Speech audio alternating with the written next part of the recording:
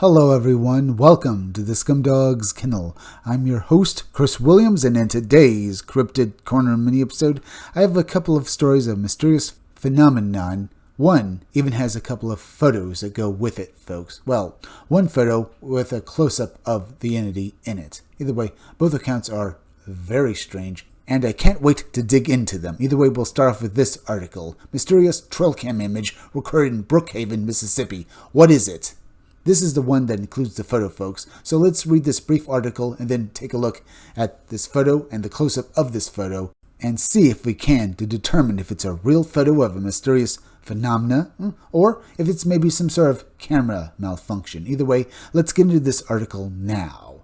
Several years ago, I received this trail cam image from a reader via her friend, Tammy S. Brewer of Brookhaven, Mississippi. If the subject was moving at a fast speed, I would suppose the distortion would be different in appearance. This appears to be a shadow of some type. To be honest, I'm not sure what it is. Is it a shadow person entity or a distorted capture of a human-like being? We have yet to receive any plausible explanations as to the identity of this being. What are your thoughts? Indeed, folks, as we look at this photo and the close-up of it, we're going to try and determine, or at least hopefully we can try and determine if this is real or some sort of camera malfunction. Because to me, folks, it looks like a shadow person.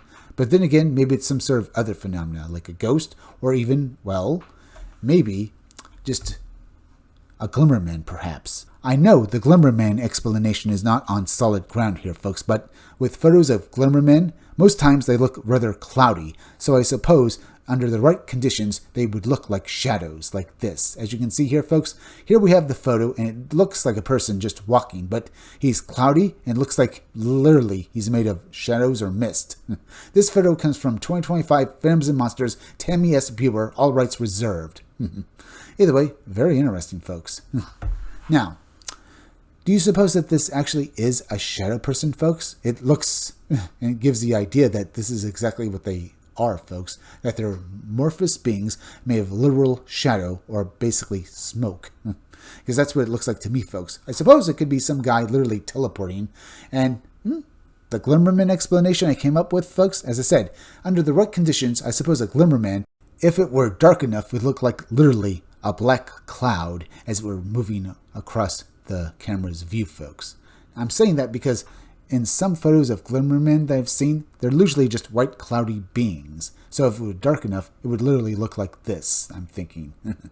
But I can't be for sure. From what I can see, folks, this looks like it was taken during the day. And if this were a Glimmerman, it might look more whitish or grayish rather than pitch black the way this shadowy, cloudy thing looks. Here's a close-up, and as I can see, there are no real definitions about this figure, folks, beyond that it has two legs, clearly, and has a head and a torso. We can't really see arms, and for all we know, folks, it doesn't have arms, but it literally looks like it's just the shadowy outline of a person, almost in silhouette, but not quite, like someone just basically quit drawing it, basically, well, part way through. And for the most part, it just looks like a cloud. I mean, if you look at the back leg here, folks, it does look very smoky, as you can see through it, folks. But as I said, isn't that how a Glimmerman would look if you were basically seeing him in a black and white photo like this, folks? Or basically, literally at night, they would look more like a shadow rather than basically a clear, almost, well, outline, or basically like the image of the Predator from those movies. Maybe this is what this entity, or basically Glimmerman, would look like at night. But if anything, folks, I'm more partial to the fact that this looks more like a shadow person, so I'm basically thinking that's exactly what it is. But then again, we can't be for sure about any of this. We don't know what Glimmermen are, we don't know what shadow people are. For all we know, they're all the same thing, folks, just under different names. So, this entity could be anything, but I'll have to say that it's definitely very intriguing, and this could actually be real photographic evidence of a shadow person here, folks, or even other types of entities that could fall under similar supernatural phenomena like Glimmermen or even ghosts, because that could be exactly what this thing is as well, folks. But either way, truly intriguing. But now, let's move over to the next article. Utah assailant attacks werewolf victim with wooden stake. This is a very odd account, folks. It could be supernatural or it could indeed be mundane, because this guy attacked this other man and basically called him a werewolf. And from the sounds of it, it sounds like he basically mistook this man for a vampire as well because he attacked him with a wooden stake. I don't want to make fun of it, folks. It's just so bizarre. So, what do you make of it so far, folks? That from the sounds of the name alone, it honestly sounds so strange, I bet most people just wouldn't believe it. Either way, folks, let's read on and hear the entire account before we make any judgments on this man. A Salt Lake City man was arrested after allegedly attacking another man with a wooden stake, claiming the victim was a werewolf and threatening to pierce his heart. As I said, folks, I don't want to make fun of this, but it sounds like this guy, well, he doesn't know his lore around various monsters. A stake is used to kill vampires, and I don't know why this man basically used a stake to attack this other man. It sounds like it could be drug-related, I guess, or maybe this guy, well, he was just saying it was a werewolf, maybe in hopes that he could get an insanity plea here, folks, and maybe get less time if he's prosecuted for this attack. Because honestly, that seems like the most sane thing about this so far. So I'm saying here, folks, that this guy probably attacked this man and then came up with this werewolf defense as a way, hopefully, maybe to get out of jail time. Either way, let's read on. Police said dispatchers received several reports of an attack involving a weapon on Saturday afternoon, June 14th. Now, I can only imagine that the police and the dispatchers, once they heard the full account, probably were, well, they were probably chuckling to themselves, folks, probably thinking that this was drug-related.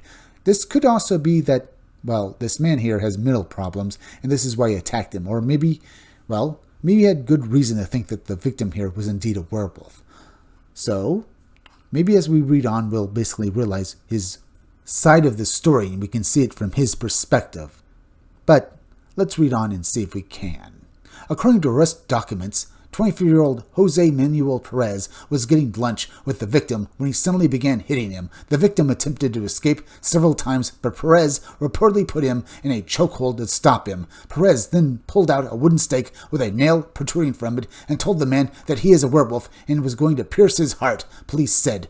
The victim eventually fought back and managed to escape. However, Perez allegedly took the man's backpack and fled the scene. Officers later found Perez with the victim's backpack and several rocks in his pockets. He reportedly told police he was armed because he believed the victim was going to kill him. Perez admitted to taking the backpack, but claimed it wasn't a robbery, saying police were going to return it to the victim. Perez was booked into Salt Lake City County Metro Jail on one account of aggravated robbery, a first-degree felony. Source, 2KU-TV. Alright, folks. This sounds like maybe Perez here was insane. And maybe from the way he was acting, maybe he really was high on drugs. I just can't be for sure. This sounds like this wasn't and will not have anything to do with the paranormal, folks. Because all we have here is this man named Perez saying that the victim was a werewolf. All I can say, folks, is that unless this guy has come up with maybe some sort of idea that if he basically pleads insanity, honestly in hopes that he can escape jail time, then the only other thing I can think of is that this man was insane, truly insane, or on drugs. Maybe there's a combination of all three here going on, folks. Maybe he was mentally ill, but also maybe he had enough sense of himself that he basically plays it up. He can get out of this and maybe get off scot-free, because I have to ask, folks, it's either that or it is indeed something drug-related. I have to ask the police, though, have they tested this man, his blood, for drugs? Because that's exactly what I would want to do here, folks, because it seems so insane that this man would claim this unless he had a good reason to do so, and not for the fact that the man he attacked was actually a werewolf. I'm thinking that this was all just a ploy to get out of jail time here, folks. But then again, for all we know, maybe this guy really did think that the victim really was a werewolf, and he had good reason to do so.